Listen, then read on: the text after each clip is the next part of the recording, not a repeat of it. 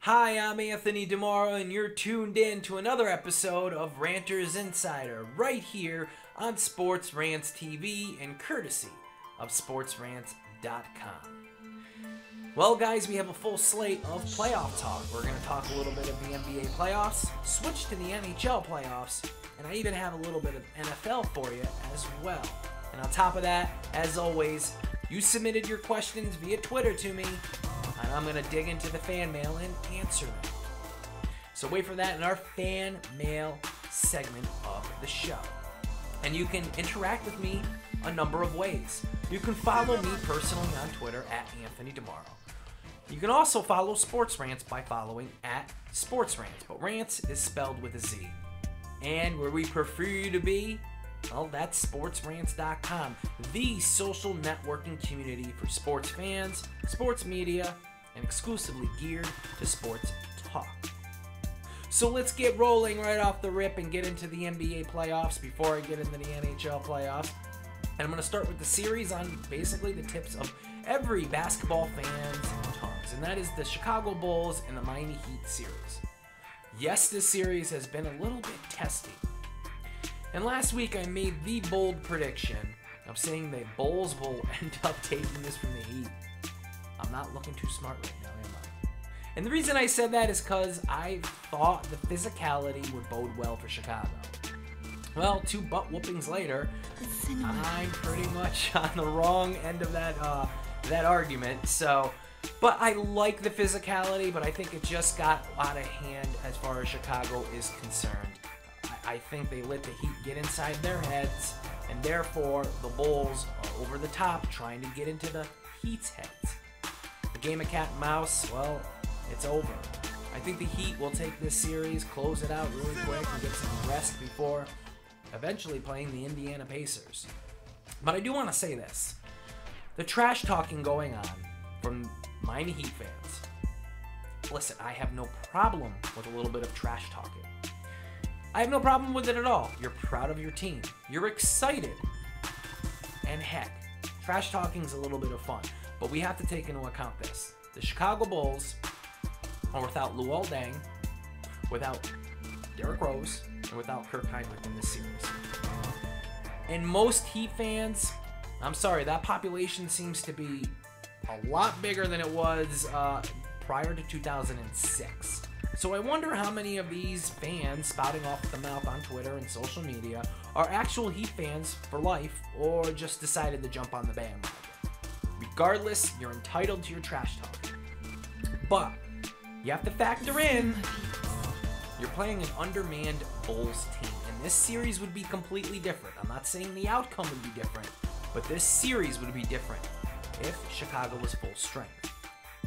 Remember, trash talking is just further motivation for the Bulls next season. So be proud of your team. Get your trash talk in.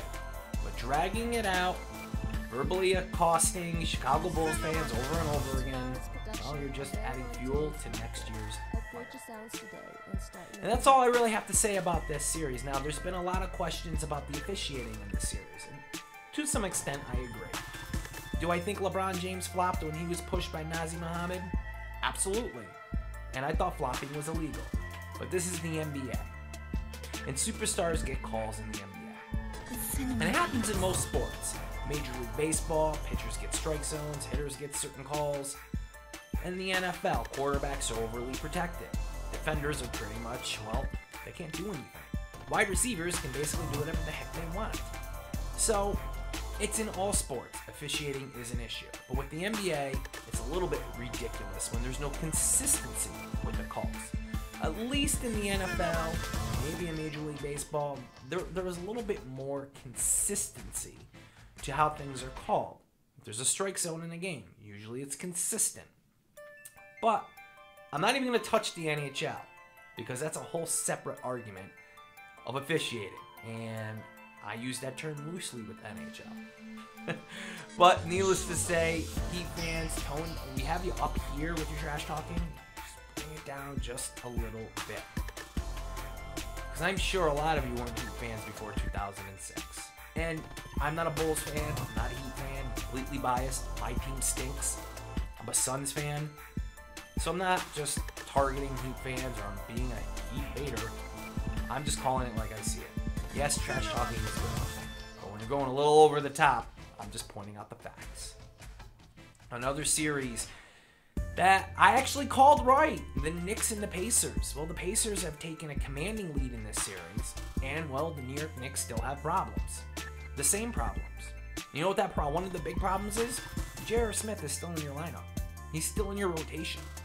And he still has a horrendous shooting slump that he just doesn't want to accept. And he just wants to shoot out of. And a lot of shooters say that's the way to beat a slump.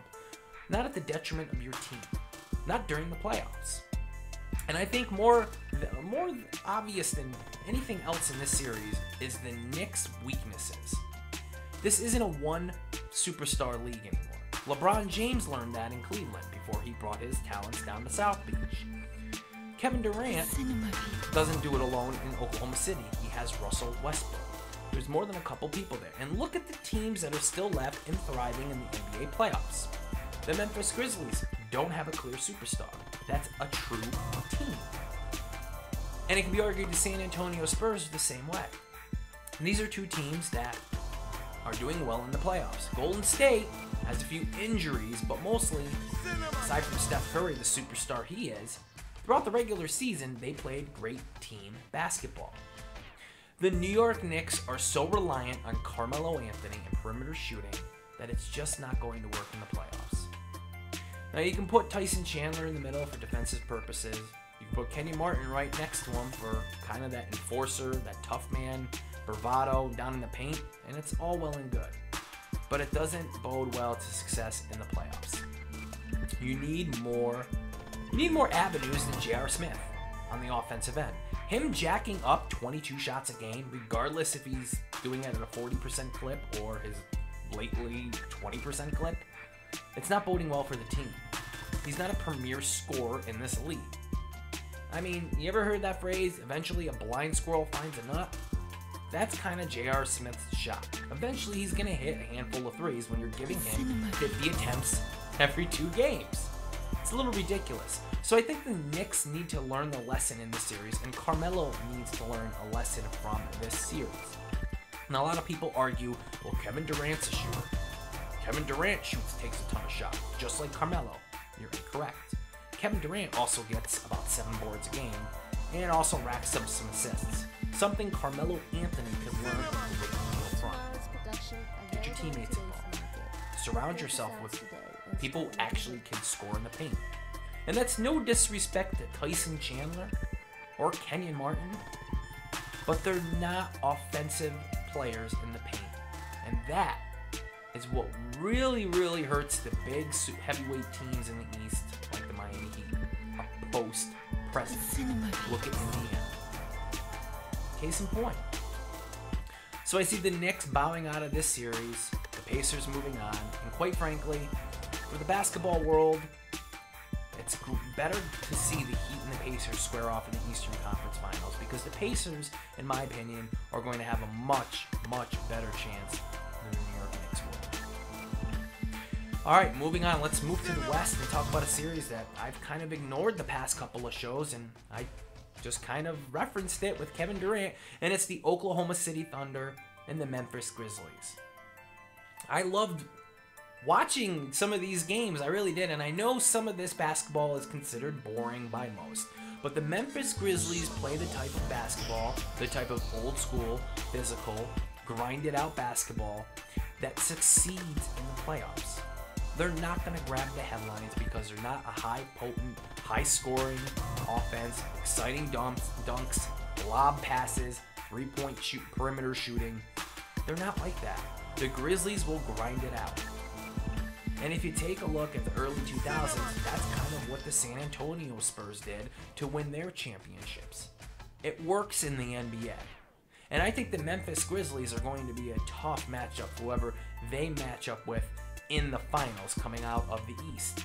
Be it the Miami Heat, be it the Indiana Pacers, be it the New York Knicks, barring some miraculous comeback. But the Memphis Grizzlies are a team that you have to keep your eye on.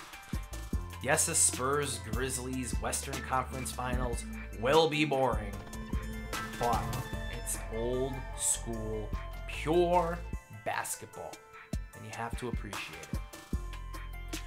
All right, let's move on to the NHL. Why not? We had so much great action in the NHL, and I really paid attention to this particular series between the Toronto Maple Leafs and the Boston Bruins, who recently played a Game 7. Well, Boston had a nice snug lead in this series. Toronto came storming back, and then Game 7 happened. And then a 4-1 lead heading into the third and final period, held by the Toronto Maple Leafs, quickly evaporated. Well, Patrice Bergeron, wow, that's a name that's going to be kind of like Aaron Boone from the Yankees is to Red Sox. He's got a nice middle name where it's like Aaron effing Boone. A lot of Red Sox fans remember that. Patrice Bergeron is going to be the same way. They're going to say Patrice effing Bergeron. This guy in the third period and in overtime really was the difference maker. You know who else was? Milan Lucic. I mean, this guy, the Toronto Maple Leafs to me completely gave up on defending this guy. No, even around the goal, Milan had nobody around him. Nobody was defending him. He just completely, him and Bergeron really took the fight out of the Maple Leafs. And to me, this is all boils down to one thing, and it's inexperience. Let's face it, the Maple Leafs haven't been in the playoffs in such a long time. And one of the great things watching this game, and I know probably annoyed Boston fans, was the shots of downtown Toronto, of Maple Leafs fans going ballistic over this game when Toronto was scoring and scoring and scoring and had a 4-1 lead heading into the third period. It was a great scene. It really was. And Leafs Nation, you're great. Hats off to you. But I do gotta say, there's a couple factors going against you, and inexperience was one of them. You didn't know how to head into the third period with that lead and hold it. And it seemed like Toronto was just on cruise control and kind of counting down the buzzer in the third period rather than playing it out. And Boston, an experienced team that's been there before, took advantage of that. Now, a lot of people can say this is a little bit of karma for that whole Toronto Stronger sign. I really don't think that has anything to do with it. But I do want to say this. Toronto Maple Leafs fans, don't hold your heads too low. You know what comes out of experiences like this? Keyword experience. Toronto Maple Leafs won't make this mistake twice. And if you want to reference something, look at the New York Yankees, who had an epic collapse of themselves in the early 2000s to the Boston Red Sox when they had a 3-0 lead in their playoff series, only to watch it collapse and fade away. They won the World Series a couple years later. So, Stanley Cup aspirations may be burnt out this year, but Toronto, hold your head high. You have a great team to cheer for next season. Hats off to Leafs Nation. Aside from that one stupid fan who held up the Toronto Stronger side, we'll see you back in the playoffs. Bruins fans, congratulations. And the Rangers and the Capitals. Well, the Rangers moved on, and Ovechkin. Wow. You know what was said to me on Twitter? Basically, that Ovechkin really doesn't show up with the Caps in the playoffs, and it's seeming more and more like that is actually truth. Ovechkin and the Capitals are a completely different team in the playoffs in your recent years, and that basically has to be looked at. I mean, the Capitals need someone else other than Alexander Ovechkin to kind of lead them and take the burden off of him in the playoffs, because I don't know what's up with the Capitals here. This is no diss on the Rangers, but the Capitals had a lot of momentum heading into the NHL playoffs, and the Rangers just took it to them. So congratulations to all you blue shirt fans out there, Rangers Nation. hats off to you. I know it's been a long time coming from you as well. So, soak it all in. Drink it in. It goes down smooth. Victory is sweet. Best of luck to you for the remainder of the NHL. Alright, I said I had a little bit of NFL, and I do. And it looks like the Packers and Brett Favre are playing makeup. How sweet. Can we stop? With all the talk of Brett Favre in the recent years, the retirement, the unretirement, the retirement, the waffling, the unretirement, the retirement, unretirement, waffling, retirement, unretirement. Did I cover it all? I think I just covered 2 seasons worth. I'm sick of hearing about Brett Favre. And yes, his ego was a little crushed. I get it.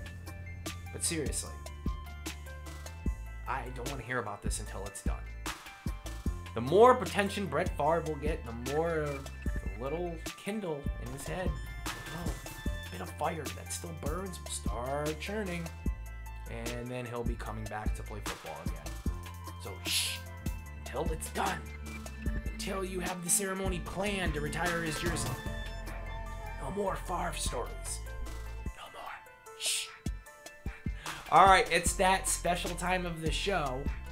And you all know, it's fan mail. Sorry, I almost said fanfare right there. Fan mail. And how fan mail works is, each and every week, typically on Tuesday night and Wednesday morning, I ask you for your sports-related questions submitted to me on Twitter. Some of them will make the show. So why don't we dig into fan mail and see which questions on Twitter made this week's Ranters Insider. Alright, I'm not even going to attempt to butcher this name, but @Fanatics asks me, how will the Heat attack the Pacers' stifling defense? The Heat, in my opinion, don't need to change anything, and I think that's what won them the series against the Chicago Bulls. Chicago wanted the Miami Heat to play a physical type of game.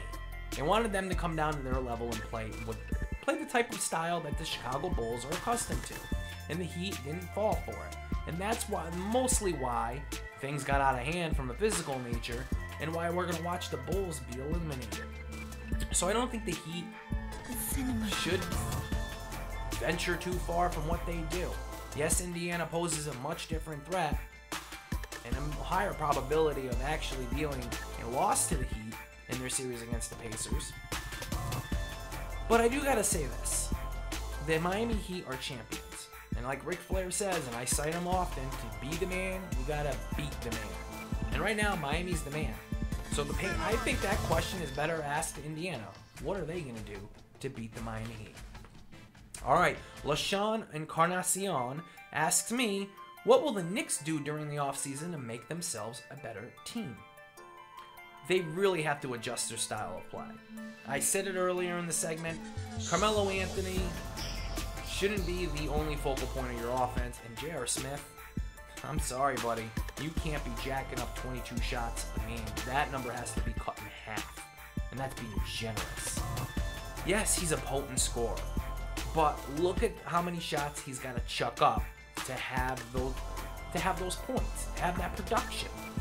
So I think in the offseason, you got to get a low post threat who can score, a viable low post threat. Wouldn't it be great if David Lee was still in New York? And I think Carmelo Anthony has to start passing the damn rock. Seriously, pass the ball. Work on getting your assists up. And any of you Knicks fans that want to argue with me, look at Carmelo Anthony's season stats and look at the total number of assists. It tells the story. So thank you for submitting your question. Alright, Keith Jones asks me, for the Mets, they have to fire Collins, right? I don't see a reason to do that this early in the season. They're a rebuilding team. The Mets are extremely young. And consistency is one of the big factors in rebuilding your franchise. Firing Terry Collins now doesn't really do much good for the Mets. Ride this whole Matt Harvey heat wave that he's bringing to New York. Let Terry Collins mold him. And give Terry Collins some credit. I mean, the Mets are actually playing a lot better than last season. So give him some credit, and most of all, give him some time. They weren't primed to make the playoffs before the season. Can't punish them for not making the playoffs. What, 2 months into the season already? So I say you keep Terry Collins, see how the next few years pan out. Managers, I'm telling you, you gotta give them time. And especially with a young team like the Mets. So thanks, Keith, for your question in this week's Fan Mail. Alright, Scotty Rock asks me, assuming the Pacers advance, and with the injuries out west and in Miami, is this the best chance Indy has to win it all? Absolutely. Absolutely. But keep in mind, Indiana is still without Danny Granger. That's a big loss for them. I know Paul George has really stepped up. I know David West has really stepped up. And I know there's a lot of players on that Indiana Pacers team, DJ Augustine included, that have really stepped up. But at the end of the day, Indiana isn't full strength themselves. Is this their best shot? I'm not sure. I'm really not sure. Because even last year, I thought they were a little bit of a team on the rise. I thought they had a great shot last year, and they just got inexperience got in the way. I wouldn't put all the eggs in the championship basket this year, but I think they have a better chance this year than they did last season. But I would venture to say when they're full strength next season, that will be their best chance. That's not saying they can't win it this year, but I always like teams that are 100% at this point in the playoffs. It bodes well. So Indiana not being completely 100%, I don't think this is their best chance. Doesn't mean they don't have one.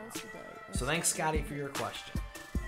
All right, Jay Dabs asked me, do you think the NBA's made-for-TV spacing of games and making the first round best of 7 has diluted the playoffs? Absolutely. I can't watch much of the NBA playoffs because the scheduling is so ludicrous. Apparently, David Stern thinks this is the NFL, and there's got to be 3, 4, 5, 6, 7 days between games. It's absolutely ridiculous. But, damn, I love the break because I just watch more NHL playoffs. I can't argue there because it's the Cup. But I agree with this. David Stern's scheduling, his made-for-TV scheduling, it's crap. I remember watching the playoffs, call me old school, in the 90s, when the first round was best of 5. And that was awesome. And I don't really have a problem with it being best of 7 now, but I do when you're spacing the games out like you are. Listen, each round of the playoffs shouldn't take 2 weeks. It should be done. Move on. And the playoffs shouldn't take more than a month. It's ridiculous. So I think that format needs to change. A lot of things need to change in the NBA, including officiating.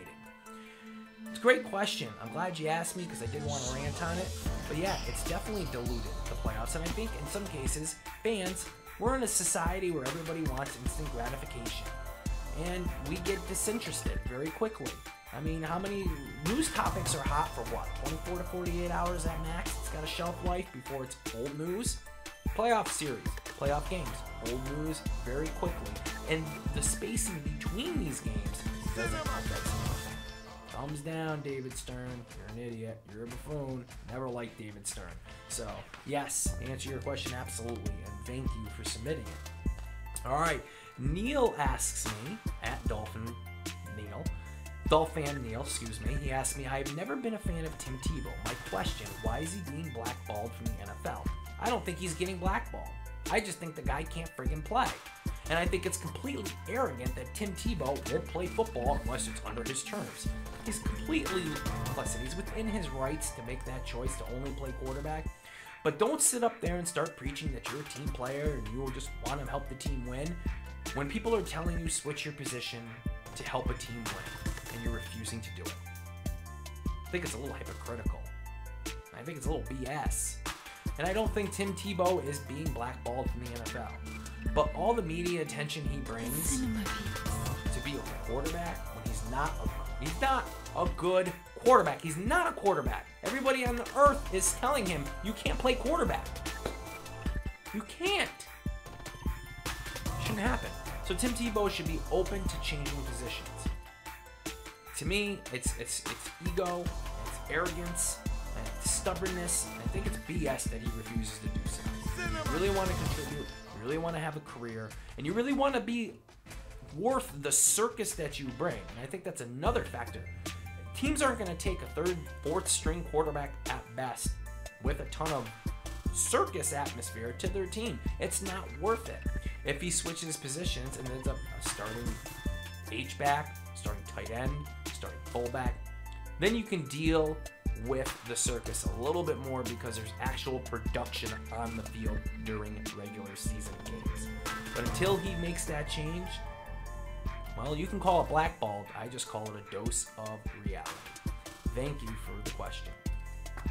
All right, Anthony Malandra asks me, what sport has the best playoffs? I say hockey. Well, I wouldn't disagree with you, but I would rank it like this. Number one to me is the NFL. Nothing like one-game playoffs. Series are great, but the do-or-die atmosphere of an NFL playoff game is second to none. And also the Super Bowl, the highest grossing and highest attended and highest watched event, the most popular event one of the most popular events, if not the most popular event in the world, is the Super Bowl. You can't top it. You could be a hockey fan, you could be a football fan, a baseball fan, or a basketball fan, but it's hard to disagree with that statement. I would rank my playoffs like this. Number one, NFL playoffs. Number two, NHL playoffs. Number three, Major League Baseball playoffs. And number four, really close with MLB right there, is the NBA playoffs. Now, I would say the NBA, out of pure excitement, would surpass Major League Baseball, but the officiating totally dumps it down. I really don't like it. It devalues the playoff experience, and I almost feel like I'm kind of cheated in a way when officiating is as wretched as it is. And I know it exists in NHL and in hockey, but seriously, the NHL fans are so rabid that regardless of that fact, they're going to still tune in because it's tough. NBA playoffs, for me anyway, I'm a basketball fan. It makes me not even want to watch the garbage sometimes. It's like, oh man, I'm not even going to casually watch the playoffs. Done. And I'll switch the channel. That's just my behavior and how I see things. But if you're going to ask me, I know you say hockey, I'm not going to argue that. But for me, proof's in the pudding and the stats, the NFL. So NFL playoffs is my answer. All right, and LaShawn, actually, I think that's it for all of our fanfare here. I want to thank you everybody for submitting questions. For those of you who submitted questions that didn't make the air, I'm sorry, we only can get to so many. But submit questions to me next week, and I'll be happy to try to get you guys on the show. And remember, if you submit a question that makes the show, get this cool little Twitter shout out. I mean, who doesn't like that? Remember, guys, come on over to SportsRants.com, create a free fan profile, connect with other sports fans, share your sports blogs, your links to your sports radio shows or stations. And if you want to start your own sports blog, it's a place to do it there as well. Come on and check out all the great sports talk radio shows we have on Sports Rants Radio and the other shows on Sports Rants TV. And that's it for me. I'm done ranting. You can catch me every Tuesday night on Sports Rants Radio on the Rantin' and Raven Show with my co-host, Katie Mitchell. It airs every Tuesday night, 7 p.m. Eastern Standard Time. You go on over to Blog Talk Radio and check that out. Don't forget to follow me on Twitter at Anthony DiMoro. And don't forget to send us a like on Facebook, facebook.com/SportsRants. And I'll see you guys next week. Enjoy all the playoff action. Don't let the referees piss you off too much.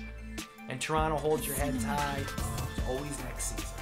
I'm Anthony DiMoro. This has been another edition of Ranters Insider. You've been tuned in to Sports Rants TV. And this has been a presentation courtesy of SportsRants.com. Until next week, keep ranting.